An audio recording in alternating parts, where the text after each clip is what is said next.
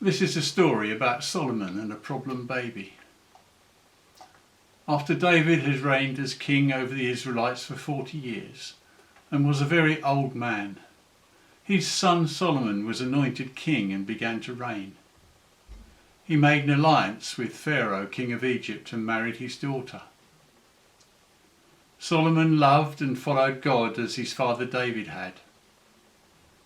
Solomon made a large public sacrifice to God at the beginning of his reign, and God appeared to Solomon in a dream that same night. "Ask for whatever you want me to give you," said God. Solomon answered, "You have been kind to my father David because he was faithful and had a good heart, and blessed him with a son to continue his reign. But I'm not experienced, and I have many people to reign over, more than I can count. I need to have a discerning heart and the ability to tell right from wrong. So I would ask for wisdom from my God to govern his people wisely." God was pleased with Solomon for his request. "You could have asked me for long life or wealth or the death of your enemies, but no, you did not ask for something that would only benefit yourself, but something that would benefit others too. Therefore, I will give you what you ask for, a wise and discerning heart. Indeed, you will be renowned for your wisdom. However, I will also give you what you did not ask for. You will have wealth and honour, and you will be revered highly throughout your reign. And if you are obedient to me and keep my commands as David your father did, you will also have a long life." Solomon realised that this was a dream when he awoke. Then he went to Jerusalem, stood in front of the Ark of the Covenant, which was there, and made sacrifices, and gave a feast for his whole court.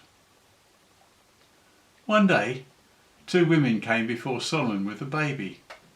There had been an argument between the women, and they came to Solomon as a judge to make a binding judgment between them.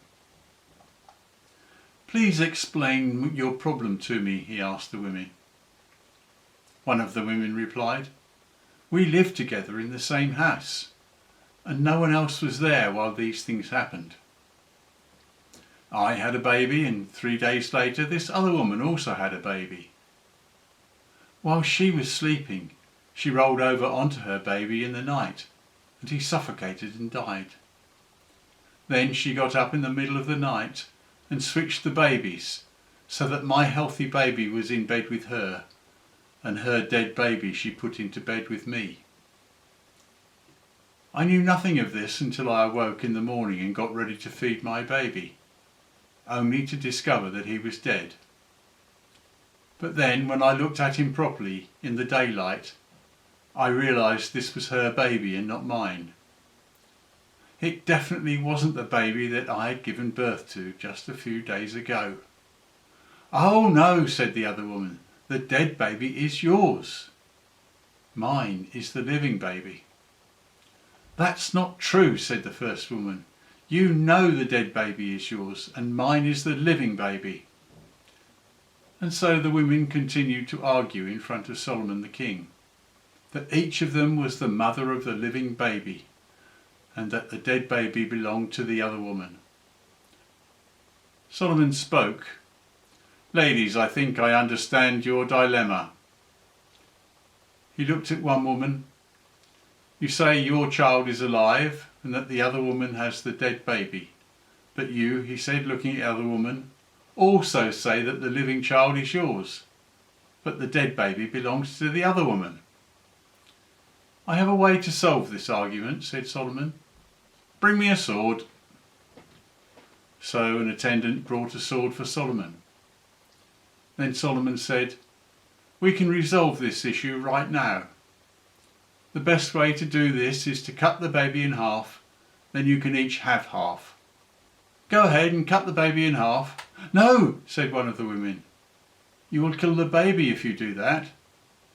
"Give the baby to the other woman. Don't kill him." "No," said the other woman. "Neither of us will have him. Go ahead and cut him in two." "No," said Solomon, "don't cut the baby at all." The first woman is clearly his mother and has his best interests at heart, even if it meant giving him away. She wanted his life spared. She is the true mother of this baby. Give him to her. And so the woman was reunited with her own precious baby. The whole community heard about this, and they held the king in awe because they saw that his wisdom in dealing with the problem had come from God. Solomon continued to reign over the Israelites for 40 years. His wisdom became well known, even amongst the neighbouring peoples. Even the Queen of Sheba came to visit him and brought him many presents, marvelling at his wisdom and the beauty of his palace. In fact, because of his wisdom, he made treaties with neighbouring peoples rather than wars, and there was relative peace in the land during his reign.